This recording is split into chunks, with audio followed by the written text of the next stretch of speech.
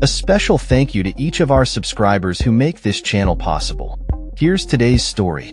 In a significant escalation of military operations, Defense Secretary Pete Hegseth announced on Monday that the United States has conducted 2 more airstrikes against alleged drug-running boats in international waters, resulting in the deaths of all 6 individuals on board.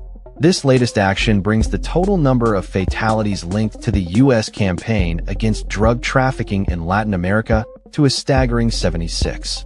The strikes, which took place in the Eastern Pacific, have drawn sharp criticism from various quarters, with opponents labeling them as extrajudicial killings. Hegseth, in a post on social media platform X, stated that the U.S. military targeted 2 vessels believed to be transporting narcotics, each carrying 3 individuals. He emphasized that no U.S. forces were harmed during these operations. Despite the claims of narcotics trafficking, U.S. officials have not disclosed the identities of those killed nor provided concrete evidence that the boats posed a threat to the United States.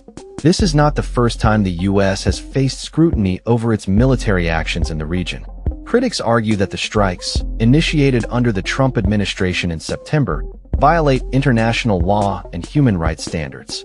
Experts contend that even if the targets are known traffickers, the lack of due process raises serious ethical and legal concerns.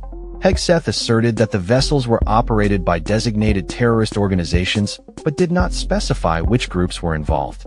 The Trump administration has classified its engagement with Latin American drug cartels as an armed conflict, justifying military action under the premise of combating terrorism.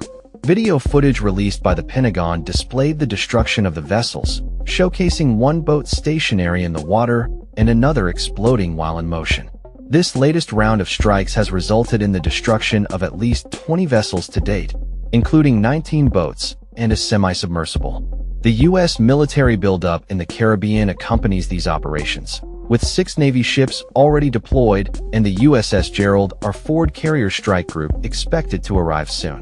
While the U.S. government maintains that its mission is to combat drug trafficking, the Venezuelan government perceives this military presence as a direct threat to its sovereignty, particularly under the leadership of President Nicolas Maduro, who has accused the Trump administration of attempting to destabilize his regime. The United Nations has expressed concern regarding the legality of the strikes, with UN Rights Chief Volker Turk calling for investigations into potential violations of international human rights law. Turk emphasized the need for the U.S. administration to assess whether these actions amount to extrajudicial killings. The strikes have reportedly resulted in civilian casualties, with families of some of the deceased claiming they were fishermen rather than drug traffickers. 2 survivors of the strikes have been repatriated to Ecuador and Colombia, yet no charges have been filed against them.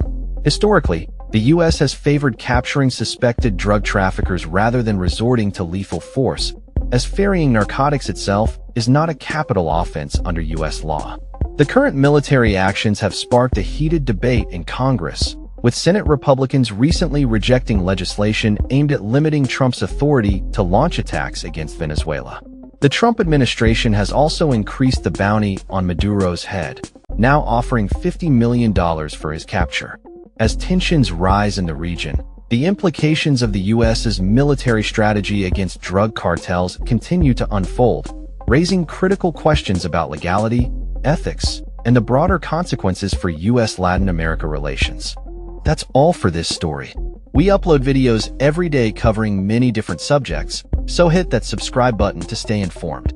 Thanks for watching.